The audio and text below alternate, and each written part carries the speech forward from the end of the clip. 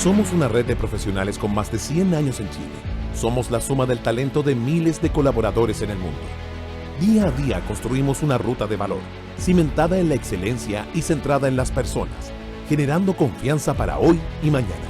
Nos hacemos cargo de los grandes desafíos que se están produciendo en el mundo. Creemos en la palabra equipo, porque solo un trabajo colaborativo convierte los sueños en proyectos y los proyectos en realidad. ¿Estás listo para marcar una diferencia y crear valor para un mundo distinto? Nosotros sí. Lunes, martes, miércoles, jueves, viernes, sábado, un día diferente y con un ritmo único. Por eso Diario Financiero presenta Señal DF. Todos los sábados podrás leer Señal DF, un nuevo diario que te ayudará a profundizar lo que pasó en la semana en el mundo de los negocios, economía y finanzas a nivel local e internacional, y también proyectar hacia dónde van los acontecimientos. Regístrate a Señal DF, tu semana a ritmo de sábado. Lanzamiento 6 de abril. Diario Financiero, las señales importan.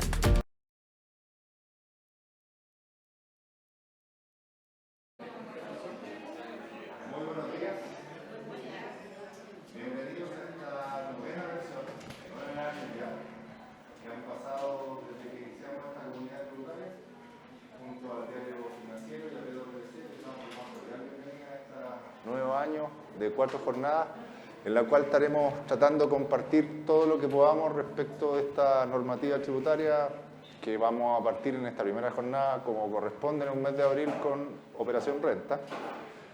Para todos aquellos que no me conozcan, mi nombre es Luis Abello, yo soy socio del área de impuestos de PwC, y el día de hoy me va a acompañar Andrea Villalobos, quien es directora.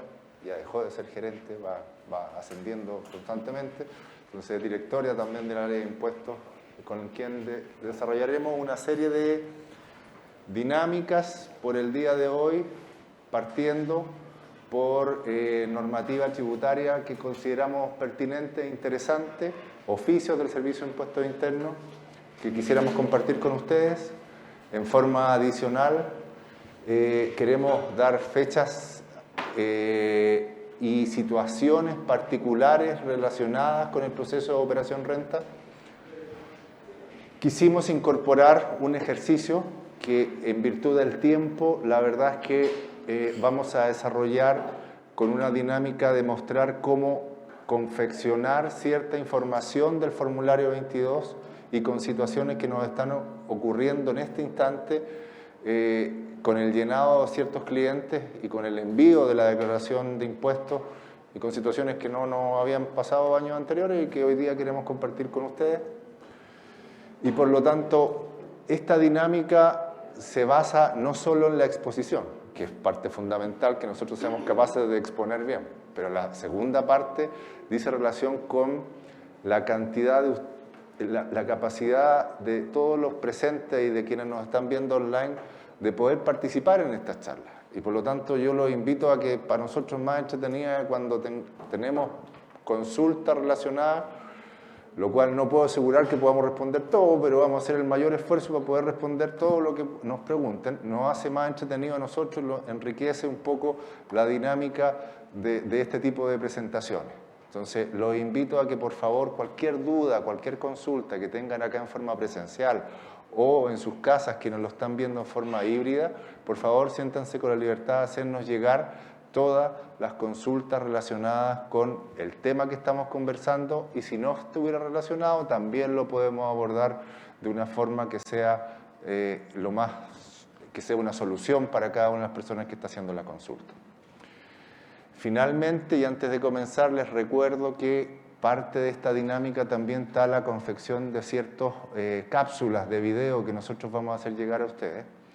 Y la siguiente cápsula que nosotros vamos a hacer llegar respecto la primera, respecto de este año, dice relación con declaraciones juradas. Entonces nosotros en el mes de mayo les vamos a hacer llegar a todos los participantes de la comunidad una cápsula con un video en que vamos a hablar respecto de todas las declaraciones juradas que vienen con posterioridad al proceso de abril, del formulario 22. Así que ya nos comprometimos a esta entrega, entonces en mayo tienen que cobrarlo como tal. Entonces, sin más palabras, partimos con la presentación del día de hoy. Muchas gracias.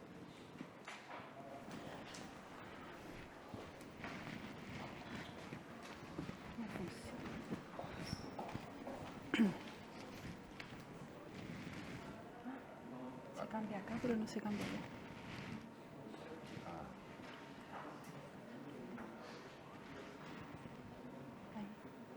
Sí. Buenos días, disculpen, tenemos un tema técnico.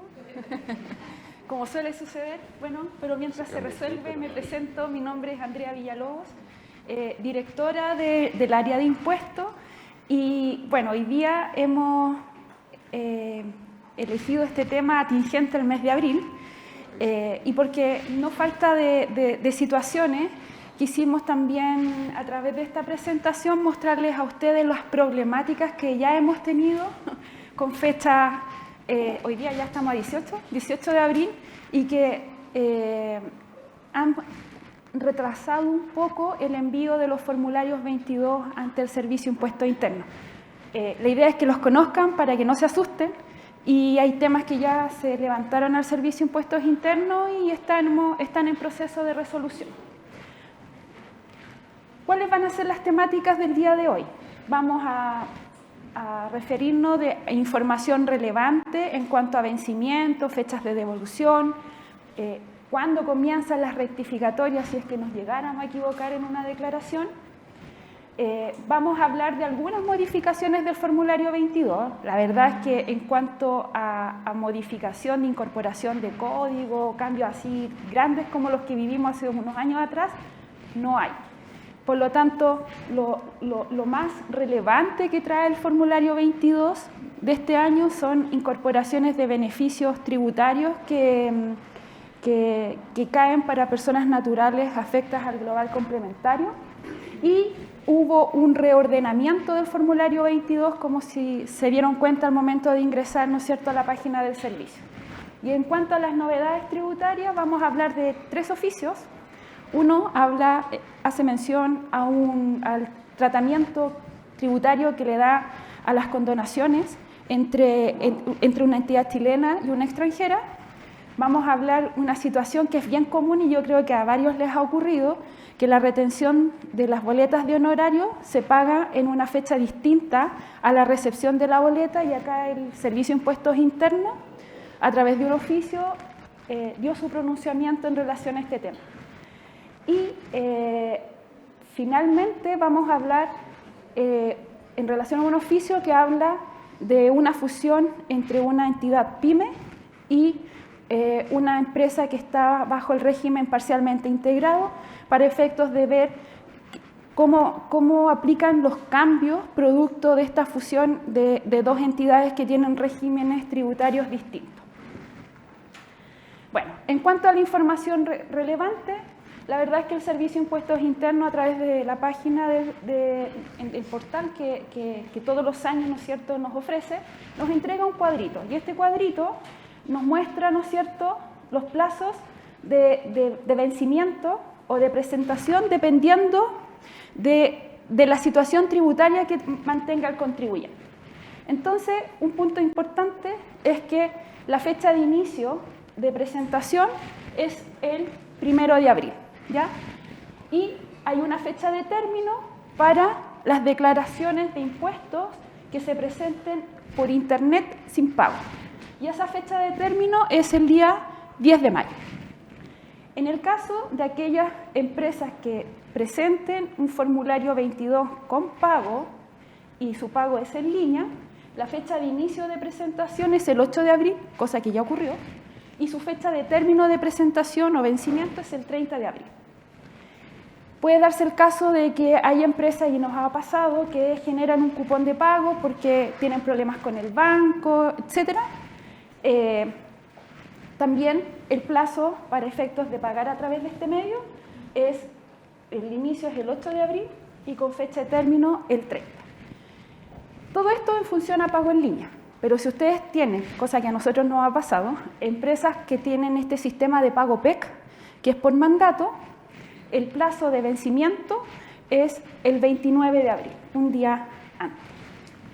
Si pudiera hacer una acotación respecto de los plazos, yo sugeriría que ningún plazo, ojalá en lo posible, lo dejaran para último minuto. Si pudiera comentar una situación que nos ocurrió con un cliente el año pasado, en el proceso de operación renta anterior, es un contribuyente que tiene contabilidad en moneda extranjera y presenta la declaración en dólares, lo cual lo hacía un poquito excepcional, pero no era el primer año que presentábamos un formulario en dólares. No obstante, el año pasado el servicio, el último día, por no ser más preciso, como 2 horas antes que venciera, se trató de subir y el servicio no lo permitió. Y la página del servicio no lo dejó, y no lo dejaba procesar. Al día siguiente, no lo dejó, al día siguiente se intentó, fuera de plazo, tampoco lo dejó, al día siguiente, bueno, cuento corto, el año pasado el Servicio de Impuesto Interno, el último día, tuvo problemas con todas las contabilidad en moneda extranjera y presentación del formulario en moneda extranjera y no dejó procesarlas. Y todas quedaron como no presentadas fuera de plazo. Y todas tuvimos que ir, todas las que quedaron en esa condición, se tuvo que ir al Servicio de Impuesto Interno a comprobar y a poder sustentar de que se intentó y fue la página del servicio la que no dejó pasar la declaración de impuestos. Y fue una joda literalmente, porque estuvimos como 4 meses tratando de convencer al Servicio de Impuesto Interno de que no era aplicable la multa por no presentación del formulario de identidad. Entonces, en términos de plazo, aprendimos la lección varios, no fuimos nosotros solos, sino que varias consultoras que, por ejemplo, en casos excepcionales como ese, no dejarlo para último día, ojalá, porque algo puede pasar con la parte informática del Servicio de Impuesto Interno. Sí, ¿cómo olvidarlo? ¿Cómo olvidarlo? ¿Cómo olvidarlo? Sí. De hecho, Sí. el cliente todavía nos reta, todavía no entiende Sí. que no era culpa nuestra, pero bueno, Sí. menos mal que después nos pudimos comprobar que no fuimos los únicos, Sí. que a varios les pasó. Mal de muchos. Sí, eso. Ya. Fechas de devolución. Yo ya presenté mi declaración.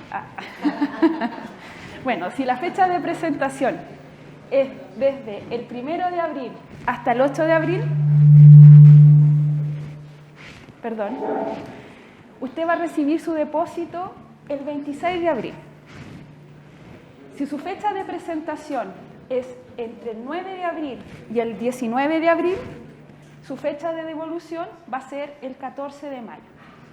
Si la fecha de presentación fue el 20 de abril al 26 de abril, el depósito lo tendrá el 20 de mayo y ya la última, los últimos que presentaron, que van a ser entre el 27 de abril y el 10 de mayo, su depósito lo tendrán el 28 de mayo. Con cheque el 30 de mayo y por caja también el 30 de mayo. Consideraciones. Si se llegaran a equivocar, en la cuenta corriente, por ejemplo, tuve un caso. Si son montos que son inferiores de 3 millones de pesos, ustedes pueden ir a una caja vecina del Banco Estado y solicitar la devolución con el carnet y todos los poderes necesarios para solicitar en devolución. Sobre 3 millones de pesos hay que ir a la tesorería. Y hay que hacer todo el trámite en caso de que se equivoquen en incorporar la cuenta corriente. ¿Ya? Como recomendación, informar que la cuenta corriente que ustedes incorporen en el formulario 22 sea la misma que tienen informada en la Tesorería General de la República. Porque al final lo que ocurre es que la Tesorería no toma en consideración lo del formulario 22 y considera lo que está informado en la Tesorería y ahí queda la escoba. Y ahí están los fondos dando vueltas. Así que como recomendación es que verifiquen que la cuenta corriente que van a incorporar en el formulario 22 sea consistente con la que tienen informada en la Tesorería. ¿Ya? ¿Qué pasa? Perdón. Recuerden que este es un mes también complejo en términos de que el Servicio de Impuestos Internos considera los plazos de prescripción para efectos de emitir citaciones a diferentes tipos de contribuyentes. Nos ha sucedido durante el mes de abril que muchos clientes están recibiendo citaciones respecto de periodos que están por prescribir, que prescriben de aquí al 30 de abril. La verdad es que están recibiendo notificaciones primero. Tengo un cliente que recibió notificación hace 10 días para presentar por el periodo que prescribe el 30 de abril. Y le pidieron que presenten los antecedentes dentro de un plazo de 10 días, punto, nada más. ¿Puede hacerlo? Claro, el contribuyente puede pedir ampliación de plazo, ¿verdad? Eso lo sabemos. Lo que pasa es que si pedimos la ampliación de plazo, vamos a pasar para el mayo. ¿Y qué es lo que va a suceder en ese caso? Que si no aportamos los antecedentes o pedimos la ampliación de plazo, lo que va a suceder es que el Servicio de Impuesto Interno va a citar derecha y abiertamente, porque lo que quiere es revisar y no quiere que se le pase el plazo de prescripción. Entonces, estén atentos porque parece que están relativamente activos en términos de, si tienen alguna sospecha de fiscalización, de emitir notificaciones o citaciones antes del 30 de abril. Espero que a nadie le pase, pero están en eso. Y ahí complementando lo que usted está mencionando, no sé si a ustedes les pasó de que el Servicio de Impuestos Internos envió resoluciones de denegatoria de devoluciones de impuestos por el año tributario que está por prescribir. Entonces, ojo con eso, porque muchos de los clientes estaban esperando a que les llegara la carta de notificación para revisar, y la verdad es que el servicio se anticipó y derechamente generó una resolución de denegatoria en clientes por mucho dinero, por devolución de PPM, PPUA, y por observaciones que son súper fáciles de resolver ante el servicio, como por ejemplo el tema de las remuneraciones, el A01, que es por los ingresos. Entonces la verdad es que, como bien dice Luis, como el servicio está tan preocupado que los plazos de prescripción no se les pase, derechamente están tomando actuaciones administrativas que son un poco rudas, porque que a uno le llegue una resolución de denegatoria por una devolución, no sé, de 1.000 millones de pesos, igual es fuerte. Y entrar todo el proceso de presentar una RAB y entrar, y ahí el plazo le aumenta, no sé, 6 meses más, por una devolución que quizás en un proceso de fiscalización podría ser en 1 o 2 meses, igual es complejo. Esto lo mencionamos básicamente para que usted lo tenga en consideración, y si por ejemplo tiene la T2022 con observaciones, comenzar a revisarlas para efectos de no llegar, ¿no es cierto?, porque estas resoluciones llegaron en enero. Y así, pero fue así en masa, fue masivo, llegaron todos en enero, después del año nuevo recibimos la noticia. Así que bueno, eso. Ya, ¿qué pasa si me equivoco en la declaración? Hay un plazo que establece el Servicio de Impuestos Internos, que es el 26 de abril. Y el 26 de abril de este año, lo que permite el Servicio de Impuestos Internos es que si usted se equivocó en declarar un formulario 22 con anterioridad a esa fecha, permite el sistema reemplazar ese formulario. Pero ese reemplazo es solo para algunos formularios. ¿Y para qué formularios aplica este reemplazo? Son todos aquellos formularios que no tienen pago. Es decir, están con una devolución o están presentando una situación de pérdida en donde no hay un pago asociado, ¿ya? Entonces, para todos aquellos formularios 22 sin pago, y nos dimos cuenta de que nos equivocamos, podemos reemplazar hasta el 26 de abril del 2024. Posterior a esa fecha, ya debemos entrar a un proceso de rectificatoria, y el Servicio de Impuestos Internos mencionó en su guía práctica, ¿no es cierto?, que ahora publica anualmente en la página del servicio, que el proceso de rectificatoria va a comenzar la segunda semana de junio del 2024. Entonces, a contar de esa fecha ya podríamos hacer modificaciones al formulario 22. Eso.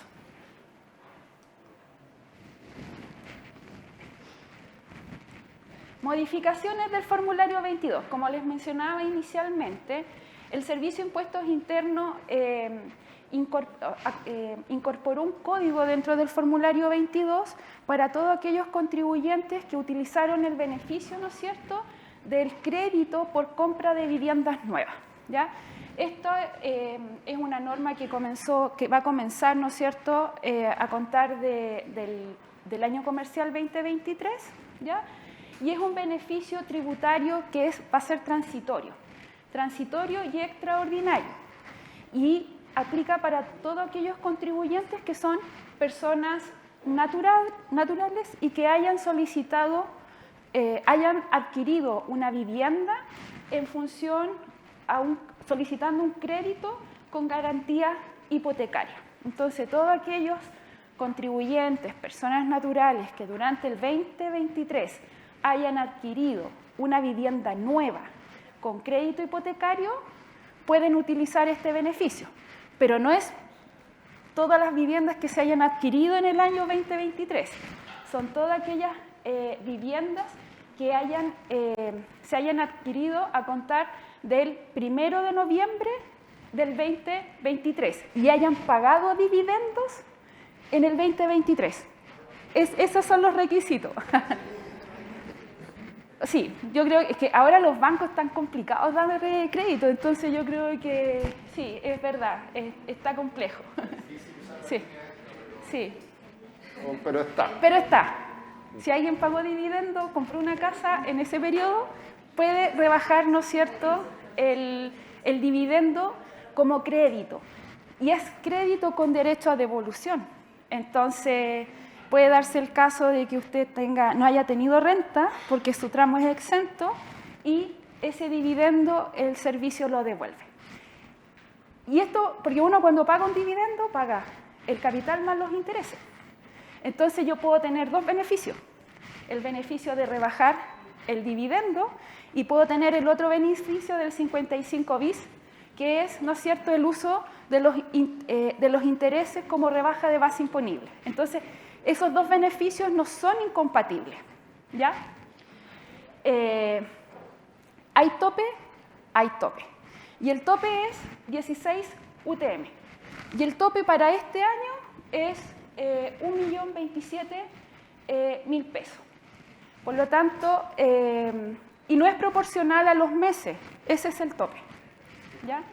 Que ustedes hayan adquirido el crédito y hayan comenzado a pagar el dividendo. Esto es importante. Este crédito, como bien dijimos, es un beneficio transitorio. ¿Cuál es el plazo que la ley me va a permitir utilizar este beneficio? Va a ser por los años tributarios 2024, 2025, 2026, 2027, 2028 y 2029. Este era un beneficio que yo, si no mal recuerdo, estaba años anteriores y como que el servicio, como que la ley lo trajo, ¿no es cierto?, a los tiempos actuales. Eso. Perdón, antes. ¿Qué considero yo como monto para efectos del beneficio? Es el monto del dividendo sin incluir gastos como seguros, comisiones y otros que se parten.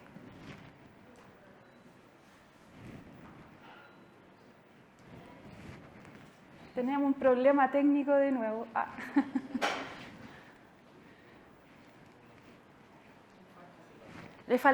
Capaz que le falte pila.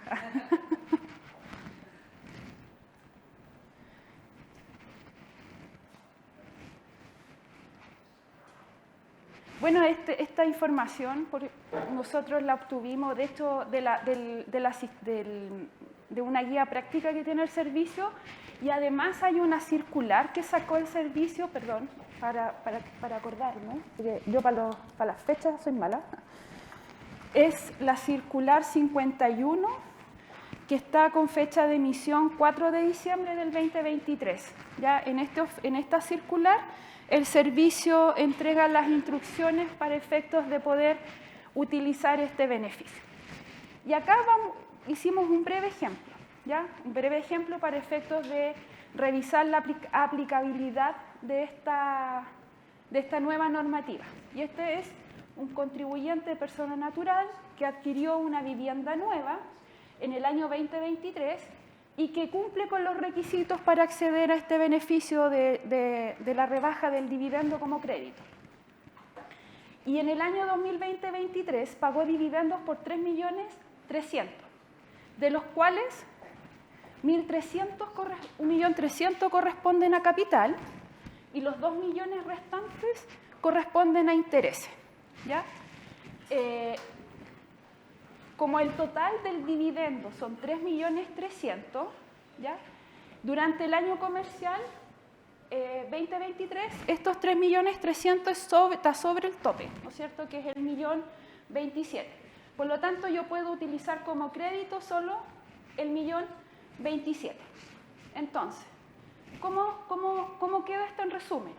El monto del crédito que yo voy a poder imputar como rebaja, ¿no es cierto?, o como devolución de impuestos para efectos del uso del dividendo como crédito, es 1.027.456. Y ese monto como crédito lo voy a declarar en la línea 106 en el código 1910. Y luego, como esto tiene intereses, los intereses que son los 2 millones, los incorporo en la línea 21 en el código 750. Entonces aquí el Servicio de Impuestos Internos da a entender a través de este ejemplo que estos dos beneficios son compatibles, ¿ya?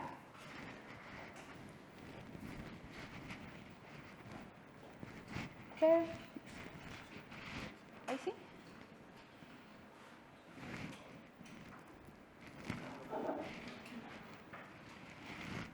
Ahora sí. Ya. Entonces, bueno, ese es uno de los principales cambios que trae el formulario 22 con la incorporación de este beneficio para las personas naturales. Ya. Yo creo que aquí varios se han dado cuenta al momento de ingresar en su declaración, es que el Servicio de Impuestos Internos, de una manera muy proactiva, nos está dando a conocer nuestras propiedades, o las propiedades que están, ¿no es cierto?, a nombre de personas naturales y por las cuales podríamos estar percibiendo algún ingreso por arrendamiento o usufructo también. Entonces, el servicio, para efectos de declarar, ¿no es cierto?, estos ingresos, pone a disposición en este proceso de operación renta un asistente. ¿Y quiénes están obligados a presentar o declarar rentas por arrendamiento? Todas aquellas personas naturales, ¿no es cierto?, que obtienen ingresos por arriendo, subarriendo y cualquier otra forma de explotación de bienes raíces agrícolas y no agrícolas, ¿ya? Existe un beneficio, y el beneficio es que todas aquellas personas naturales que hayan adquirido viviendas con el beneficio del DFL2, estos ingresos, ¿no es cierto?, pueden considerarse como no renta, ¿ya?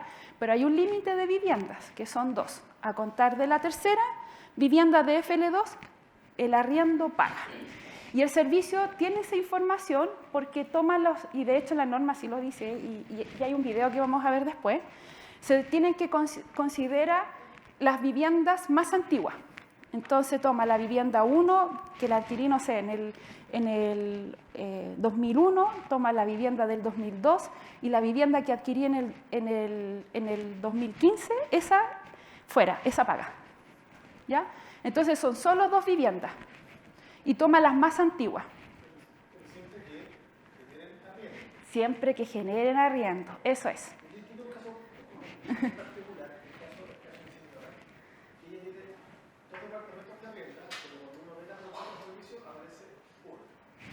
Ah, sí, nos pasa a nosotros también. Vamos a mencionar algunos temas que están relacionados con lo que nos está apareciendo.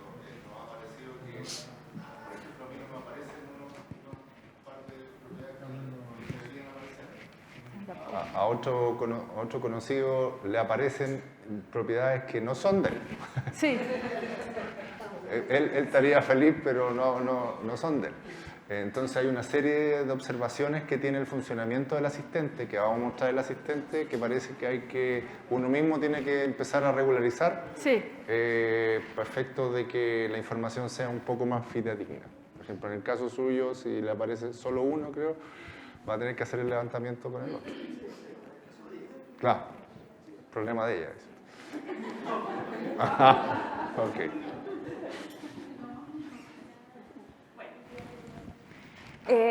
Un breve ejemplo, aquí hay una persona natural que es dueño de 5 departamentos y que arrienda a distintas personas según antecedentes.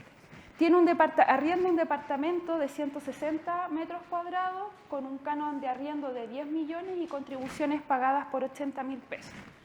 Hay un departamento número 2 con una superficie edificada de 120 metros cuadrados, un canon de arriendo anual actualizado de 7 millones con un pago de contribuciones actualizadas por 60. Tengo un departamento 3, una superficie edificada de 100 metros cuadrados, un canon de arriendo anual de 5 millones y contribuciones pagadas por 40.000 pesos. Estos son pesos.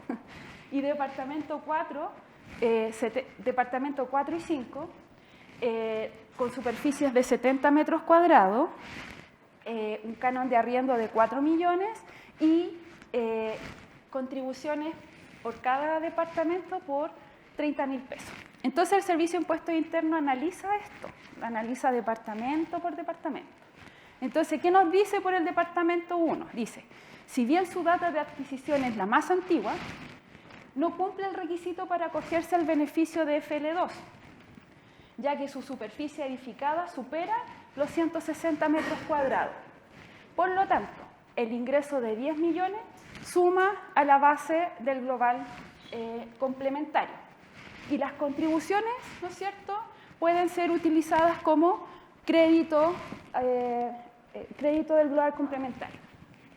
El departamento 2 es un departamento de 120 metros cuadrados y este ingreso está liberado del impuesto a la renta porque es una propiedad que está acogida al beneficio del DFL2, ya que su superficie edificada no supera los 140 metros cuadrados y computa para el límite de las 2 viviendas con data más antigua. El departamento número 3, el ingreso se encuentra liberado del impuesto a la renta porque está acogido, al igual que el 2, porque está acogido al beneficio del DFL2, ya que es una propiedad que no supera los 140 y computa para el límite de las 2 viviendas con data de adquisición más antigua. Y el departamento 4 y 5 no acceden al beneficio, ya que si bien cumplen con los requisitos para acceder por los metros cuadrados, ¿no es cierto?, el beneficio solo queda circunscrito a 2 viviendas. Entonces, ya estas 2 últimas viviendas que adquirió este contribuyente no va a poder ser utilizado como, el ingreso, ¿no es cierto?, va a tener que tributar. Por lo tanto, en conclusión, lo que va a tener que considerar este contribuyente afecto al global complementario por rentas de arrendamiento es el departamento 1 con un canon de arriendo de 10 millones y es el departamento 4 y 5 con un canon de arriendo de cada uno con un canon de arriendo de cada uno de 4 millones. Por lo tanto, el total de ingreso afecto al global complementario es 18 millones de pesos. Estos 18 millones de pesos, si uno se va a la tabla del global, está con el factor del 4% y si uno hace los cálculos y todo eso, me da un impuesto determinado de 303.000 pesos. ¿Cómo esto lo traspaso al formulario 22? Incorporo la renta por el arrendamiento en la línea 5, código 955, ¿ya? Se traspasa, ¿no es cierto?, al código del 1849, se genera el subtotal 158, 170 por la base de los 18 millones y luego el servicio con sus cálculos que muestra por detrás del sistema determina el impuesto del global complementario, que en este caso son los 303.000 pesos. Estos departamentos tenían pagos por contribuciones y esos pagos por contribuciones pueden ser utilizados como crédito y ese crédito se informa en el código 1637. Por lo tanto, ¿cuánto va a ser la tributación final de este contribuyente? 163.880, considerando que su único ingreso fue el arrendamiento. Porque acuérdense que aquí si hay más ingresos, esto suma. Y producto de esto puedo cambiar de tramo y así, una cadena. Bueno, aquí está el asistente, vamos a ver un video en donde el Servicio de Impuestos Internos nos explica cómo llenar esta información. A ver si la tecnología me ayuda.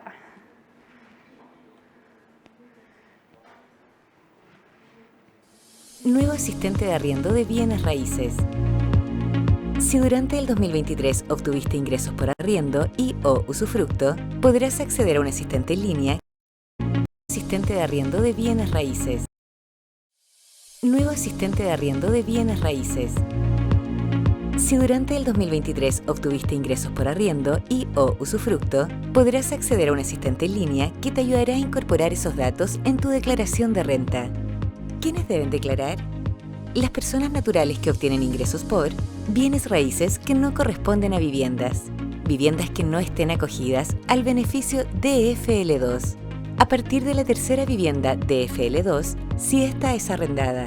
Recuerda que los empresarios individuales y personas jurídicas están obligados a declarar todos los ingresos por arriendos. ¿Cómo ingreso al asistente? Si eres persona natural y cumples con los requisitos, al realizar tu declaración te aparecerá la opción de ingresar al asistente. Selecciona el año tributario 2024. Se desplegará la información personalizada de los bienes raíces asociados a tu RUT. Revisa que estos datos estén correctos y selecciona el tipo de uso para cada una de las propiedades. Si indicas que el uso de la propiedad durante el año 2023... Quedó ahí.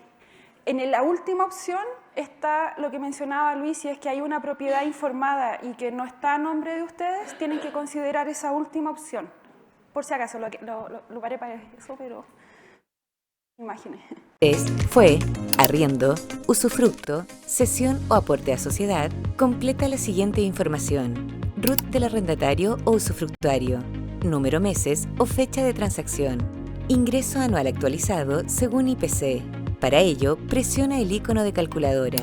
Para ver más detalles, presiona el botón Ver más información, que abrirá una columna en la que podrás seleccionar el tipo de datos a mostrar como porcentaje de derechos o si es DFL2, entre otros. Si alguno de los datos está incompleto o desactualizado, presiona la opción Editar datos y podrás realizar modificaciones. Si tienes dudas al completar los datos, dirígete al botón Ayuda, donde podrás ver un paso a paso.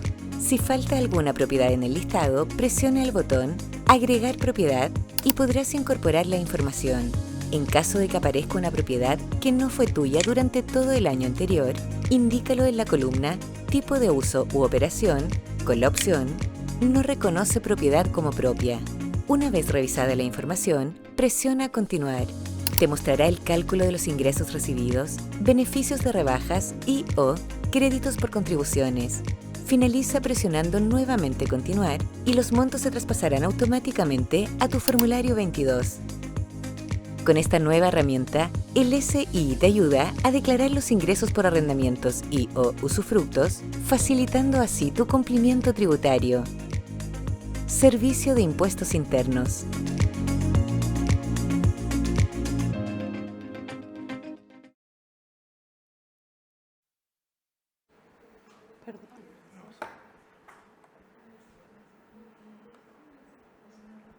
Ahí sí, ya. Este video puse el link en la PPT y también colocamos el link donde está el paso a paso, por si es que necesitan, ¿no es cierto?, repasar algún temita que los que vimos acá, ¿ya? Bueno, eso en relación con lo que son las rentas por arrendamiento. Y luego vamos a ir a las novedades tributarias, que son los 3 oficios que nosotros mencionamos. Hasta aquí, ¿alguna duda, algún tema que necesitan plantear en función al formulario 22, situaciones que les ha ocurrido? Quizás a lo mejor no son respuestas, como bien decía Luis, que podamos dar ahora, pero si nosotros podemos apoyarlos quizás con una consulta a la gente encargada del servicio por problemas que tengan de validación, eso sí lo podemos hacer porque tenemos el contacto. Eso. Han llegado 2 consultas relacionadas con el DFL2. Les pido paciencia porque me tengo que poner los lentes. La primera pregunta dice: buenos días, respecto a las rentas de arrendamiento. El beneficio del DFL2 no procede cuando la persona tiene el carácter de empresario individual, es decir, afecto a primera categoría. Gracias. Sí, efectivamente es así. No, este es un beneficio solo, esto afecta solamente a las personas naturales, ¿no es cierto? Empresarios individuales no, porque esos ingresos deberían estar formando parte de la contabilidad. Por lo tanto, no le aplicaría al empresario individual en el caso de que ese ingreso forma parte de la contabilidad y no de su global complementario. Gracias. La segunda consulta dice relación con: hola, así saludan. Muy bien. Así que, hola, ¿qué pasa si tengo una tercera vivienda de FL2, pero solo adquirí la nuda propiedad? El usufructo está en poder de quien me vendió la nuda propiedad. Supongo que no se debe considerar ya que no obtengo una renta alguna, porque efectivamente la renta la está obteniendo un tercero. Tercero, sí, suena razonable, pero hay que siempre chequear todos estos puntos, estas dudas con jurisprudencia que ha emitido el Servicio de Impuestos Internos. Yo lo estaba imponiendo antes con una persona que nos ayuda también y claro, somos de la idea que efectivamente al no tener ingreso no debería informarse ya que la instrucción expresa dice respecto a los ingresos obtenidos por arrendamiento o usufructo. Ahora, sí suena que la operación de la nuda propiedad, ¿por qué razón la hice para no obtener los ingresos? Pero a lo mejor hay una legítima razón de negocios que así lo sustenta y que por esa razón, si yo no tengo ingresos, yo no cumplo el requisito, por lo tanto yo no debería informarlo como tal. Eso pienso en primera instancia. Sí. Sí.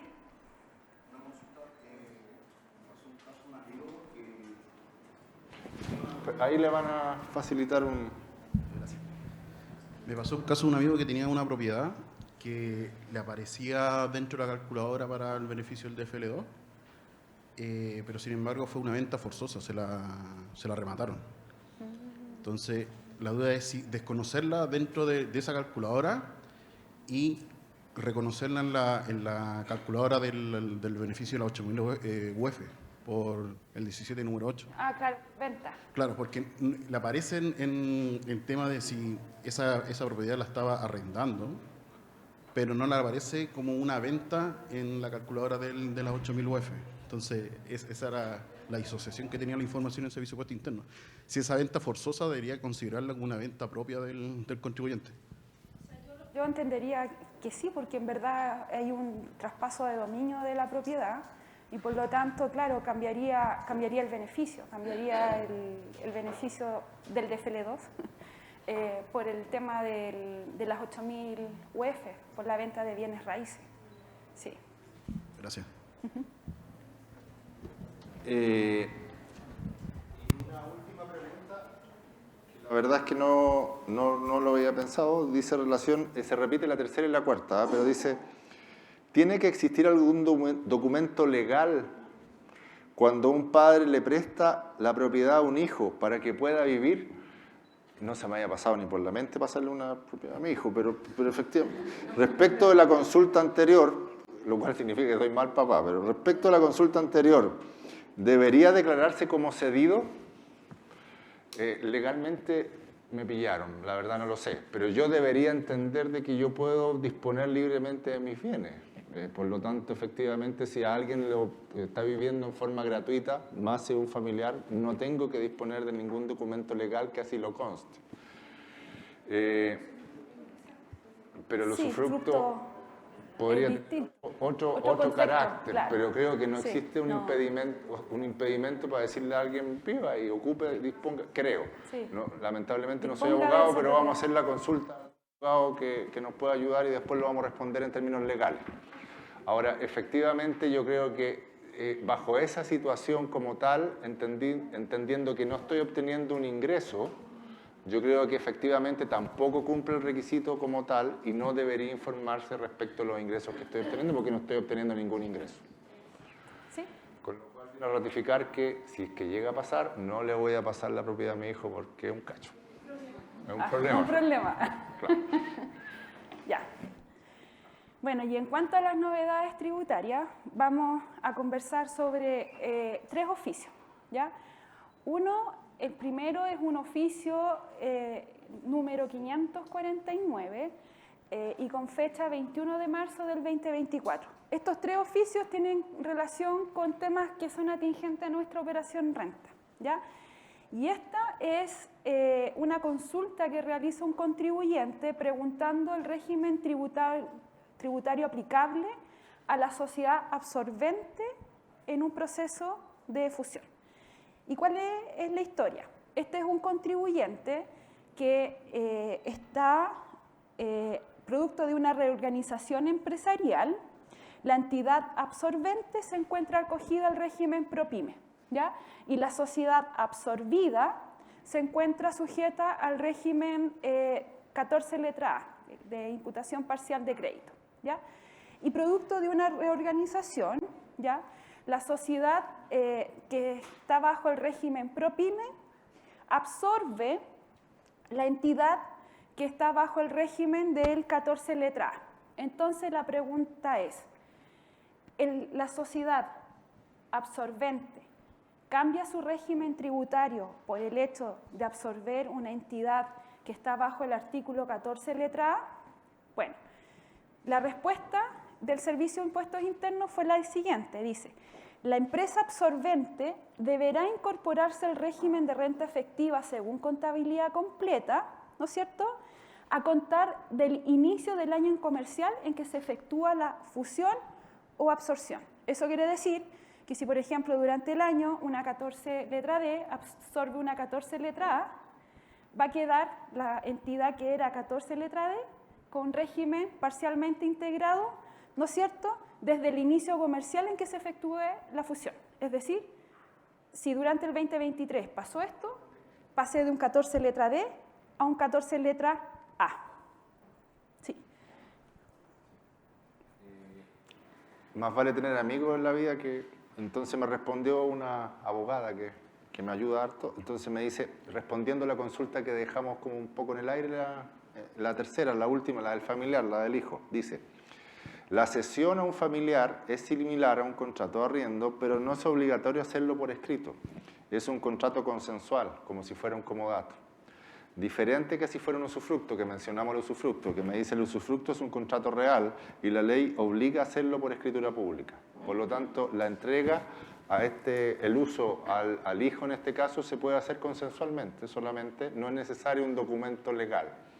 Y respecto de que como no estoy obteniendo un ingreso, no es necesario informarlo en este apartado del formulario 22. Sí, uso personal. De hecho, es la verdad, es uso personal. Sí. Ahí ya damos por cerrada esa consulta. Ahí resulta el traspaso del departamento al hijo. Ya dejó de ser un problema. Bueno, ya. Adelante. No sé si quiere complementar algo más. No. Ya.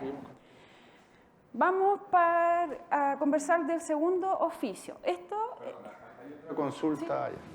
Respecto a los asuntos anteriores de la cesión al hijo, ¿ese beneficio para el hijo es renta? La cesión, en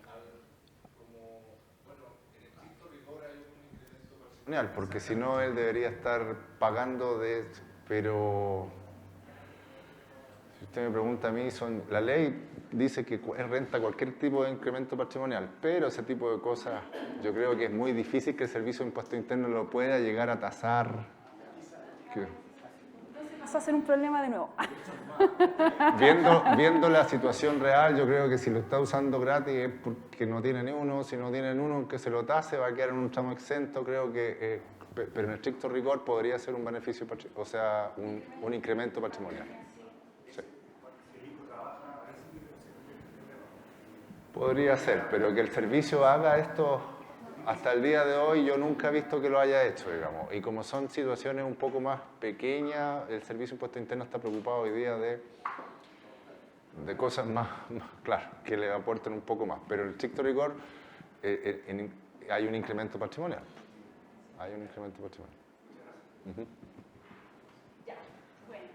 Como segundo oficio tenemos el oficio 593.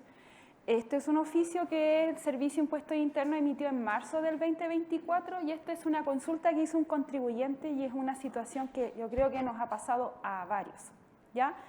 Y esto es una consulta que de acuerdo a un contribuyente y pregunta: si un contribuyente persona jurídica recibe boletas de honorarios por distintos tipos de servicios, dada la magnitud de boletas de honorarios electrónicas recibidas, el contribuyente receptor de la boleta paga al emisor y declara la retención en periodos posteriores.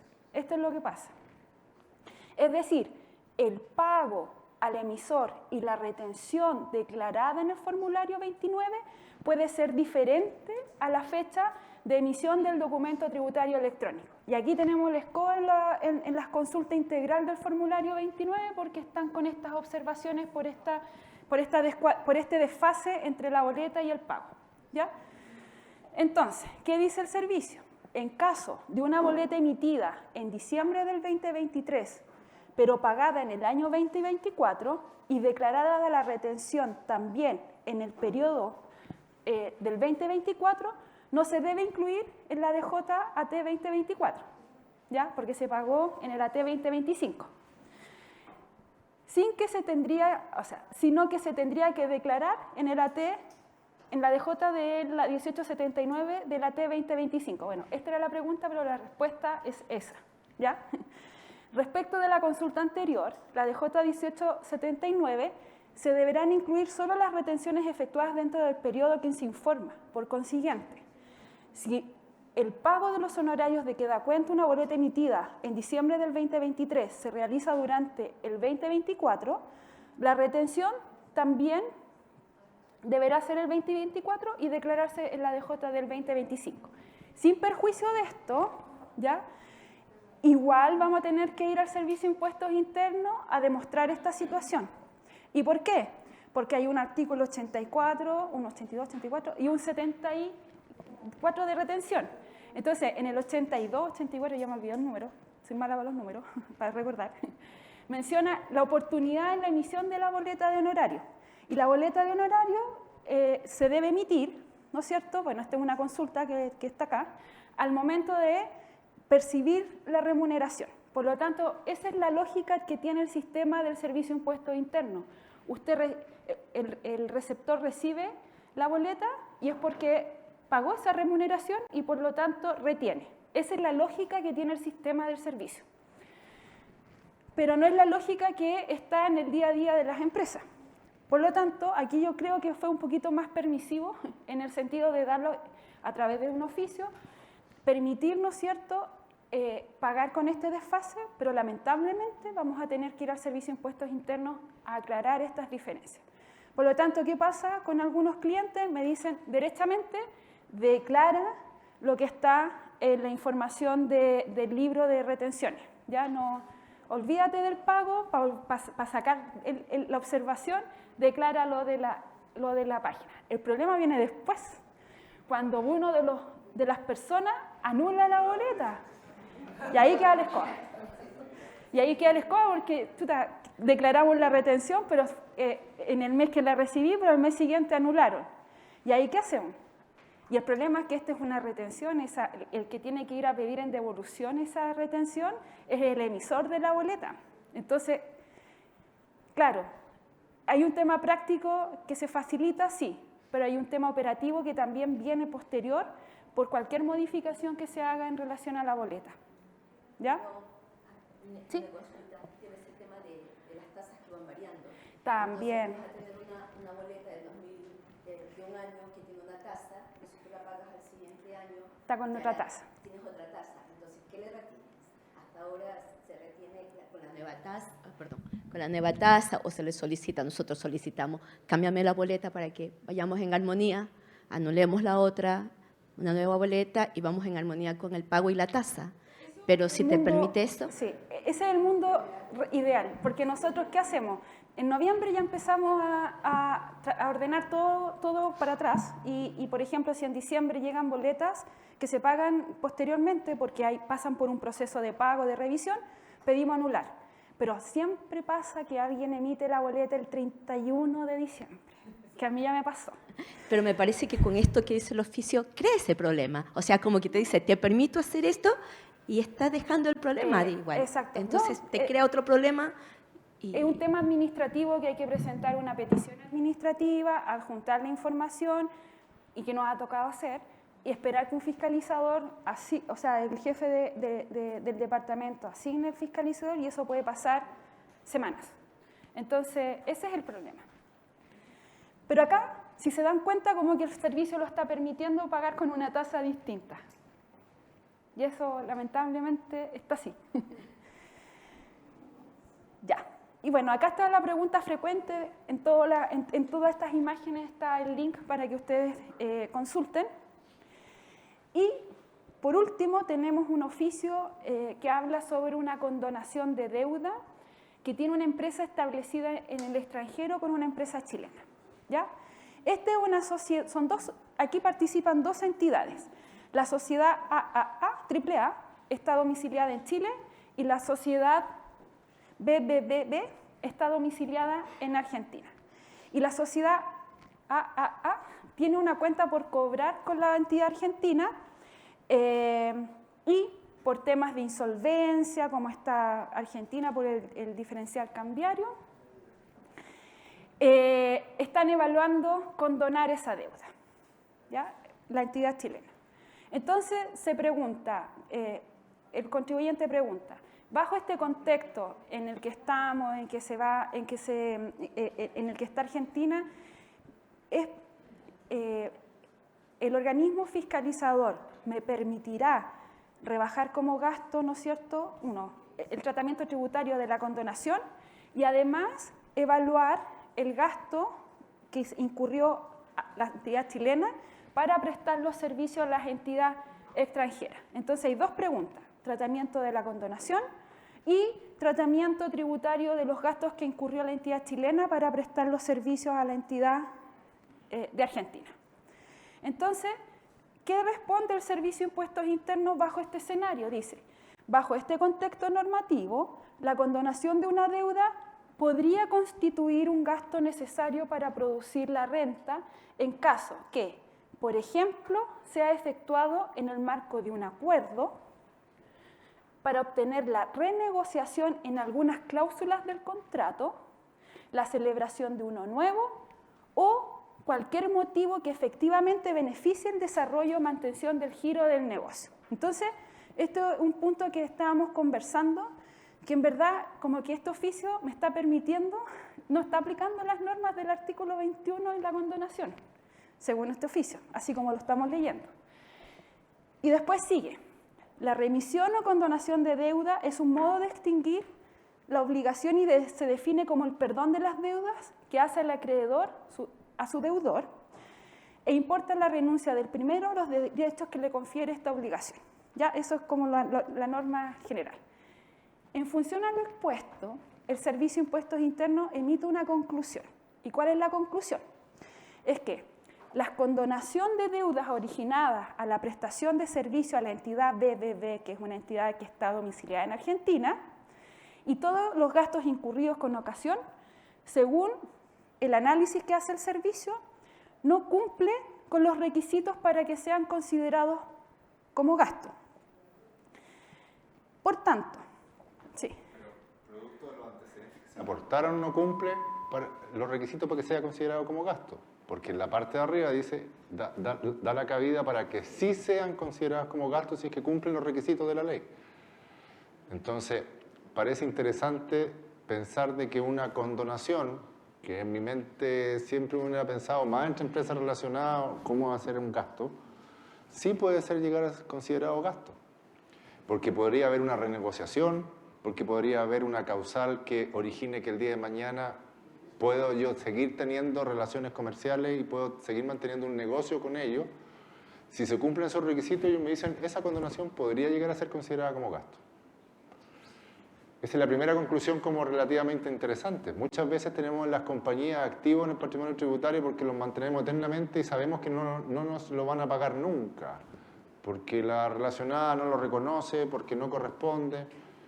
La verdad es que este oficio nos da para pensar, efectivamente, a lo mejor cabe la vuelta para poder rebajar de ese activo, que no lo voy a cobrar nunca, incluso hasta para poder reconocerlo como gasto si es que se cumplieran ciertas condiciones. Eso fue lo interesante cuando empezamos a leer el primer punto, pero después viene un tercer punto. Y el tercer punto dice y habla en relación al impuesto único del artículo 21. ¿Y qué menciona? Dice, este no es aplicable a la condonación de la deuda asociada, ¿ya? Por la remuneración de los servicios prestados, pero sí respecto a los gastos efectuados por la entidad chilena, que es AAA, por cuenta de la empresa relacionada BBB. Y tiene lógica, porque aquí estamos hablando de entidades relacionadas y recuerden que el artículo 21 se modificó.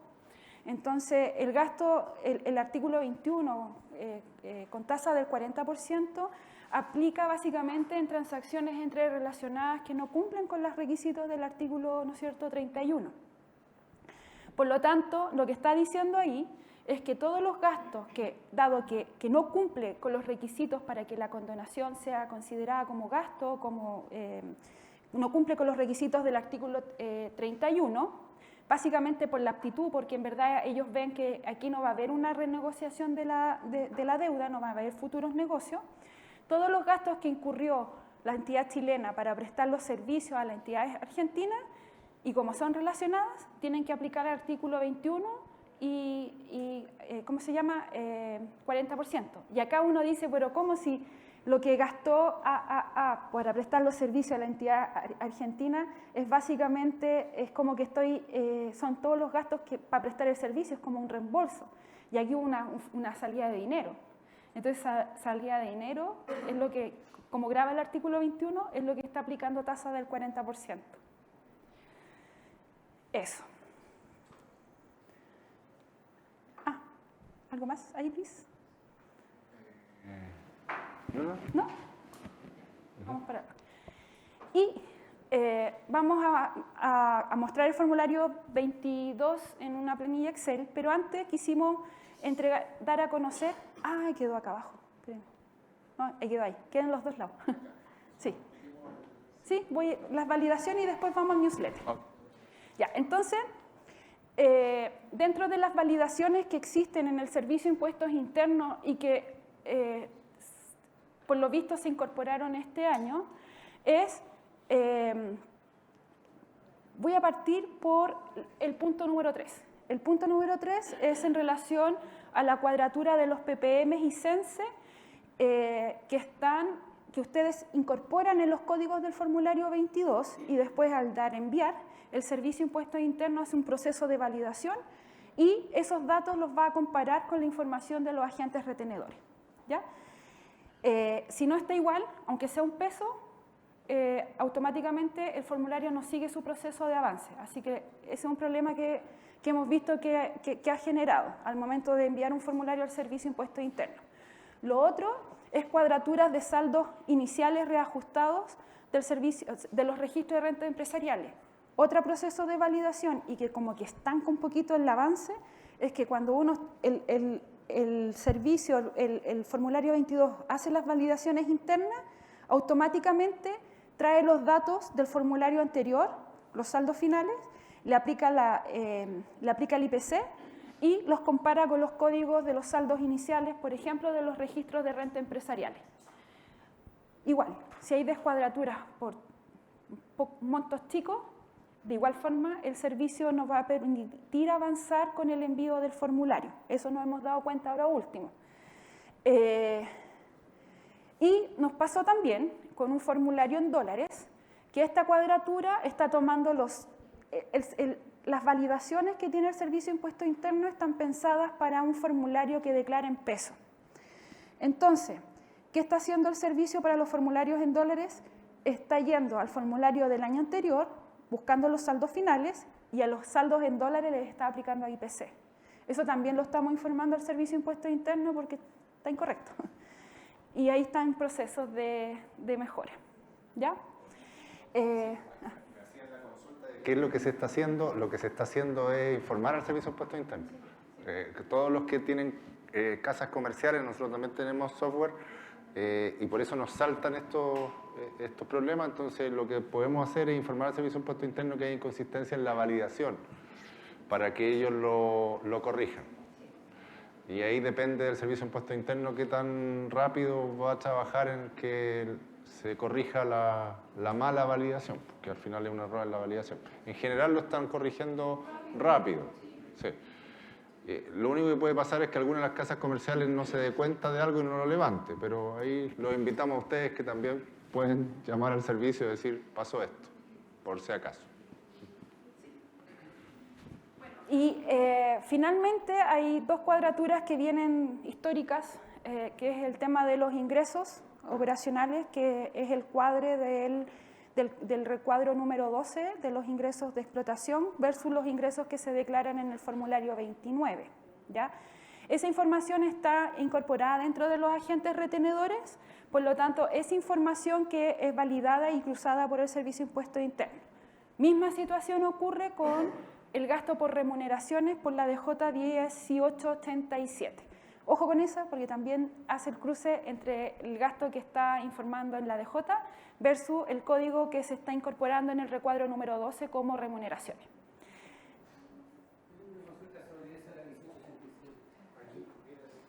Sí. Lo que pasa es que en este momento nos están observando la 1887 porque dice que hay que hacer una cuadratura con la DJ 1900, que es la que hace la AFP. Mira, y eso yo no lo... Me sale esa y después dice, si usted revise su DJ, si no, no haga nada. Pero espérame, Pero ¿esa observación te salió ahora? Ahora, en la DJ 1887 de ahora. De la ley 2024. Hoy está ¿Qué interesante. hace el cruce con la 1900? Claro, pero no tiene por qué, porque la AFP lo que recibe es la base, el tope, porque uno paga las cotizaciones por el tope.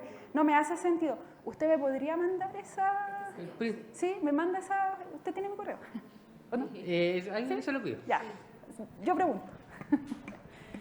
Sí, pero eso no debería estar pasando. No, porque la remuneración que se informa en la AFP es con el tope de las 90, no sé si son ahora las 90 UF, ¿sí? El tope total imponible. Sí, sí. En primera instancia a mí también aparecía aceptada. Sí.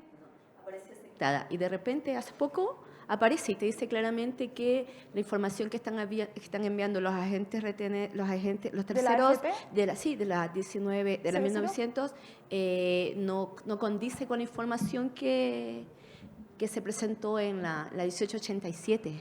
Ya, no, claro, eso, entonces, sí. Cuando tú vas a ver tus agentes retenedores, lógicamente a ti no te aparece lo que informaron, le aparece a cada uno de los trabajadores. Entonces, ¿cómo tú puedes hacer un cruce o saber qué fue lo que informaron? Porque no puedes ir a todos los trabajadores que te pasen sus rentas. Sí, no, toda la razón. Si me comparten ese pantallazo, yo puedo hacer la consulta. Ya.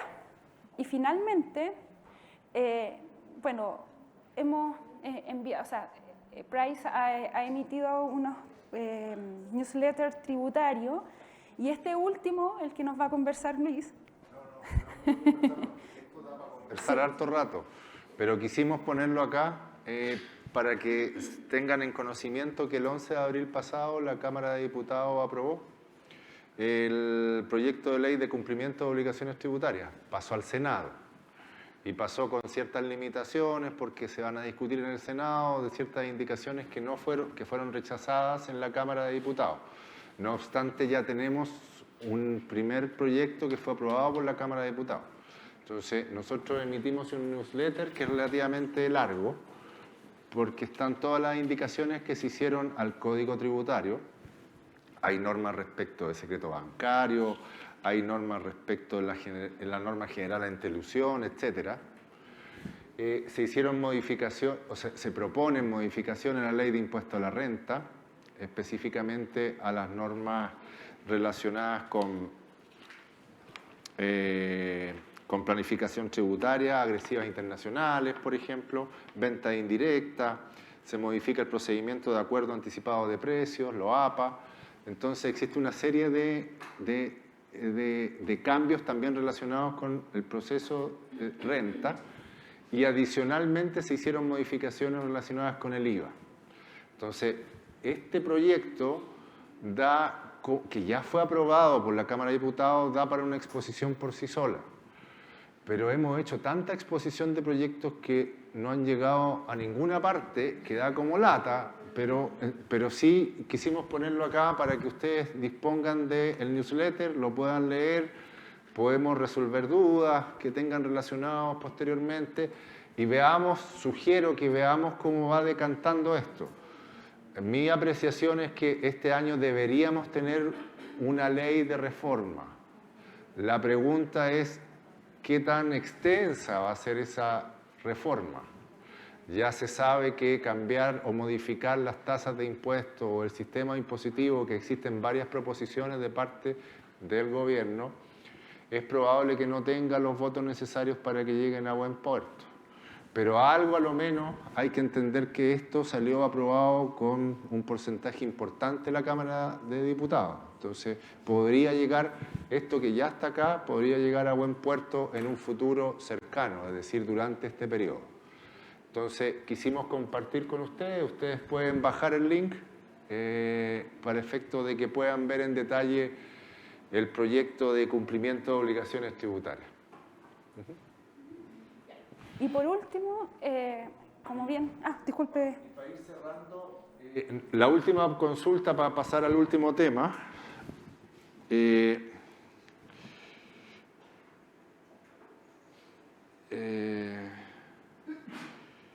me perdió, déme un segundito. Quinta pregunta. En mi empresa tenemos el caso al revés, dice. Por X razón se paga de manera anticipada la retención. La boleta llegó el 2024. La declaramos en la DJ 1879 de la T 2024, es decir, comercial 2023. La persona tendrá que explicar que emitió la boleta posterior. Es como una sentencia, digamos, pero... La verdad que ya la retención está y ya hay un oficio que nos habla el caso de esta persona que nos hizo la pregunta, pero claro, o sea, lo que está diciendo acá el servicio es que yo tengo que declarar la retención, ¿no es cierto? Claro, cuando entrego el documento y entendiéndose también cuando yo pago la remuneración.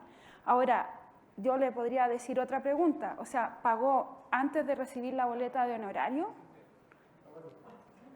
Claro, y ese es el tema, entonces no está, y hay un problema porque no está yéndose a la permisibilidad de lo que está en el oficio, que es retener y pagar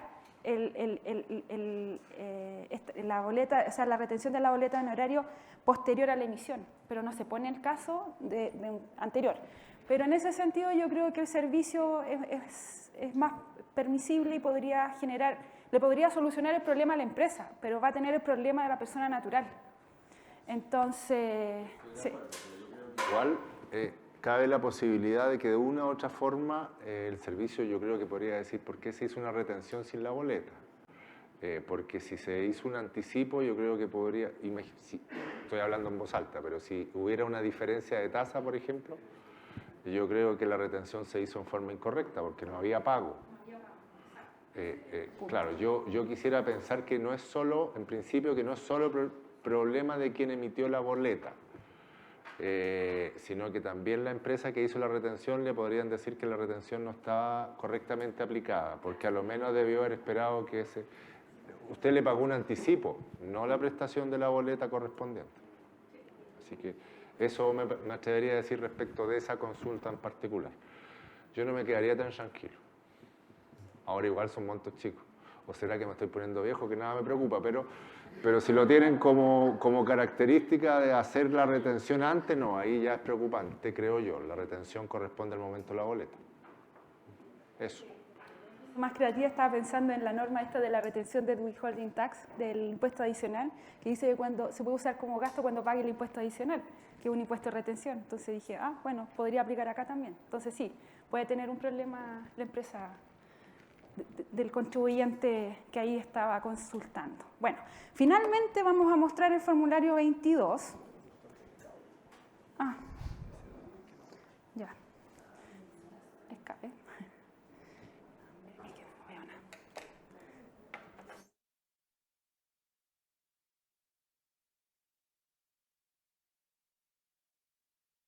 Luis, más que mostrar, ¿no es cierto? Ya todos sabemos porque grandes cambios en el formulario 22 no existen.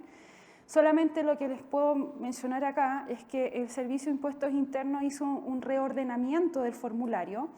Si ustedes se dan cuenta, comienza el formulario con los recuadros, ¿no es cierto? Los recuadros que son información complementaria para llenar los datos del anverso, que era antes, para el pago de devolución de impuestos, ¿ya? Y bueno, nosotros ya hemos realizado algunas validaciones. Quería mostrarles algunos problemitas que nos hemos encontrado al momento de enviar el formulario al servicio. y es, acá tengo, la línea 64, impuesto único del 40% sobre gastos rechazados y otras partidas según artículo 21, inciso primero, 40%. Nosotros informamos un dato queremos pagar el impuesto. Y cuando validamos, voy a agrandar esto un poquito, aparece este mensaje, yo no sé si a ustedes les ha pasado. Bueno, esto ya lo resolvió el servicio hace poquito. No puedo agrandar esto. Ya, dice, el valor registrado en el código 114 es inferior al mínimo permitido. Entonces yo coloqué un dato y ese dato, la validación del servicio, dice que es poco, es el mínimo permitido. Entonces ahí quedamos unos días con el formulario estancado hasta que esto se resolvió, creo que fue el día martes. Claro, daba a entender de que había un monto mínimo para pagar por impuesto único. Claro. Entonces, estos son el tipo de cosas que hemos ido, por eso si es que a ustedes les salta algo que no se dio cuenta alguna casa de software, es válido que ustedes también hagan el levantamiento ante el Servicio de Impuestos Internos. Acá era claramente un error porque la ley no establece un mínimo para pagar el impuesto único de tasa del 40%. Claro. El otro problema que y esto nos está saltando ahora, con un formulario que enviamos ayer, y que nos saltó cuando hicimos las validaciones en la como casa de software, pero parece que volvió el problema, es que es con el código, con la línea 84 con los ppm, que es 1904, que es el código 1904. Entonces en el código 1904 se informan los ppm. Entonces nosotros informamos lo mismo que estaban los agentes retenedores, lo mismo que nuestros recálculos, y no fue solo a nosotros porque tenemos un chat de varias colegas y nos aparece el siguiente mensaje. Referencia J53, comparación. Y esta es la comparación que yo les mencionaba, que toma los ppm que están en el servicio de impuestos internos de los agentes retenedores con lo que yo estoy informando en este código 1904. Y me salta la siguiente observación, dice, el valor registrado en el código 1904 debe ser igual que los ppm obligatorios declarados y pagados en el formulario 29. Y este cruce y esta validación lo que está haciendo es tomar el dato que yo estoy, los 1.200 millones de pesos que estoy informando en este código y los está cuadrando con la información que está en los agentes retenedores como ppm, ese dato está igual, de hecho, igual. Igual salta la observación y pensamos que nosotros teníamos el problema, que nos habíamos equivocado, pero generalizado está pasando con otro root. Pero esto pasó ayer. Hay que ver si esto se solucionó en estos días. Tengo que mandar este tema al servicio ahora, así que por si es que van a mandar formulario y les aparece esta observación, es un tema del servicio que está teniendo. Bueno. Por lo tanto, esos son como los temas que estamos viendo en relación al formulario y les quería, no sé, algunos procedimientos que nosotros estamos haciendo como para efectos de validar, porque en cuanto a formulario, en verdad no hay mucho que mencionar y que me gustaría compartirlas, como por ejemplo, no puedo habilitar la edición porque si no se me queda apagado el Excel y genera un problema, no voy a poder ver el archivo. Acá nosotros hacemos una cuadratura de las rentas afectas a impuestos para efectos de validar.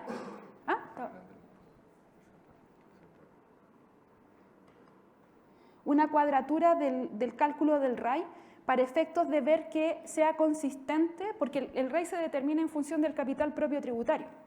Entonces, al final, todos los movimientos que van en el recuadro 13 de la razonabilidad deberían explicar el movimiento que yo tengo a nivel del cálculo del RAI.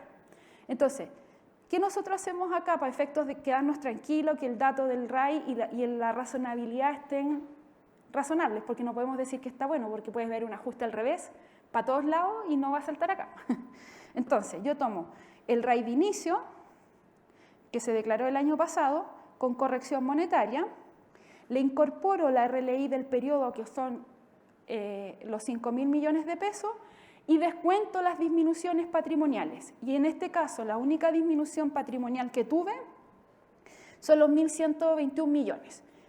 Y con este cálculo simplecito, yo debería llegar a mi cálculo del RAI, que en este caso son los 20.071. ¿Cómo llego a estos 20.071? Servicio, no, esta no es de la empresa. Tomo el capital propio tributario inicial, descuento el capital aportado, reajustado, y llego a los 20.071. Así de simple. Entonces ahora veamos si esto está bueno. Y el ver si esto está bueno, este monto de los 20.000 millones, nosotros realizamos una cuadratura en función a lo que acabamos de mencionar. RAI de inicio, renta líquida imponible del periodo, disminuciones patrimoniales que se ven en el recuadro 13 de la razonabilidad, y fíjense que llegamos a lo mismo, a estos 20.071. ¿Ya? Y bueno, dentro de nuestras actividades también, como les mencionaba, realizamos cuadratura. Aquí claramente me van a llamar, pero esto tiene explicación. Con el gasto por remuneraciones. Tengo remuneraciones informadas con honorarios por 66.000 millones en la DJ, pero en el código 1662, que son las remuneraciones que se informan a nivel de balance, tengo 63.445. Por lo tanto, tengo una desviación, una desviación, más que diferencia, de 2.600 millones de pesos.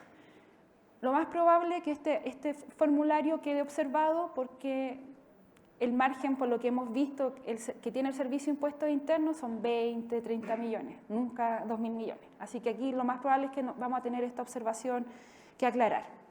Y luego, esto es lo que yo les mencionaba. El Servicio de Impuestos Internos informa, como tiene la información de los formularios 29 de enero a diciembre, tiene el dato de los ingresos de la empresa, que en este caso son 107.000 millones. Y que el monto que está acá, en esta fotito, y luego este monto, nosotros, como el servicio lo tiene, lo cuadramos con las cuentas de ingresos que tiene el balance. Y, producto de esta cuadratura, tenemos una desviación de 300 millones de pesos, que lo más probable vamos a tener que ir a explicar también. Sí. Eso. Lo importante es que cada una de estas diferencias sean explicables, sean detectadas antes de que sean declaradas y que tengamos conciencia de que efectivamente por qué se producen y si es el monto correcto que se tiene que declarar, tengamos la conciencia de que efectivamente vamos a tener que ir con posterioridad a mostrar esto al Servicio de Impuestos Internos porque me van a llamar, porque efectivamente voy a tener que ir a demostrar en qué se sustenta esa diferencia y que es correcto el monto que se declaró. Muchas veces eso sirve para que el dueño de la compañía, para que el gerente entienda que efectivamente no es que esté mal declarado, sino que efectivamente lo que tenemos es que producto del procedimiento de declaración tenemos que incorporar el monto correcto. Y eso necesariamente, lamentablemente, significa que vamos a tener un proceso un poco más extendido si es que hay una devolución en el plazo para que me devuelvan los dineros. Y eso nosotros sugerimos que lo que hacemos con los clientes es lo correcto. Claro, muchas veces nos dicen necesitamos los dineros antes, por lo tanto declaremos para que no nos llamen. Esa es una opción, pero eso no lo podemos decir por escrito jamás. Hay muchas otras alternativas en las cuales hacen de que los montos coincidan para efecto de la declaración y no los llamen por esa razón. Pero eso no es lo correcto, en estricto rigor, no es lo que corresponde. Eso, y otro tema que lo que nos ha tocado cuando hemos ido a explicar el tema de la desviación del A01, que es por los ingresos, es que cuando en la contabilidad no está el ingreso por el 100%, porque esa misma cuenta la utilizan para hacer rebajas y que no están justificadas, o descuentos, cosas así que no están justificadas con una nota de crédito, son ajustes. Entonces, todos esos ajustes, la verdad es que hay que ir a explicar. Eso, no sé si tienen alguna otra pregunta, duda, consulta. Bueno, con esto damos por finalizada la presentación del día de hoy. Les deseamos la mayor de los éxitos en este proceso de Operación Renta. Nos queremos poner a disposición también de los miembros de la comunidad. Si hay alguien que durante estos días que quedan de este mes tiene alguna consulta, alguna duda relacionada con el proceso de Operación Renta, pueden hacernos llegar las consultas a través de la gente del Diario Financiero. Nosotros encantados de poder solucionar cualquier duda que tenga, y créanme que no les va a llegar ninguna boleta, así que no se preocupen, tienen la posibilidad de hacernos llegar la consulta respectiva. Así que siéntanse con la libertad de hacerlo. Les deseamos un buen proceso de Operación Renta y lo esperamos en una próxima versión, en junio creo, pero ya tenemos las fechas programadas, y como les digo, durante el mes de mayo les va a llegar la cápsula relacionada con declaraciones juradas. Así que muchas gracias por su atención el día de hoy. Tengan ustedes un buen día. Hasta luego.